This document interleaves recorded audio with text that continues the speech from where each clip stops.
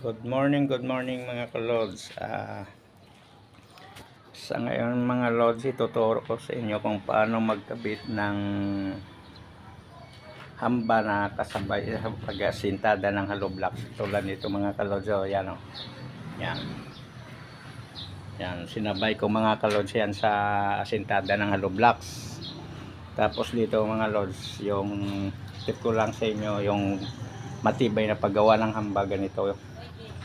Yan, kung nakikita to mga ka-lods, yan, ito may dowel yan galing sa wool, ano na yan. Tapos yung dowel ng hamba nakatali dito sa pinaka ano rin ng wool dowel yan, katulad yan mga lods. Kahit masira yan, anin mo yan, magiba lang yung ano, yung hamba, hindi mo yan na ano, hindi to bibigay yung ano. Yan. Yan mga lods, yung paggawa ng hamba na matibay. Yan. At kailangan naka ano ito mga lods, nasa hulog dito, tapos sa hulog dito rin. Dalawa lang yung dalawang ano to klase yung hulog.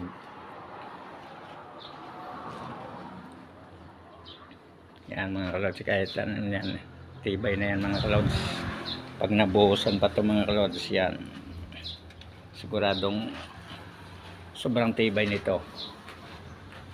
Kasi kung minsan mga ka-lods, yung pag may yung lagay mo ng dowel, lalo na pag maliliit yung pako na nilalagay dito sa dowel ng hamba, may tendency yan mga lods na bibigay. Ito yun, number 4 to na pako tapos itinali ko dito sa pinaka dowel ng ano ng ball. Yan, pag bumigay ito yung wall, pag bagsak nito yung hamba.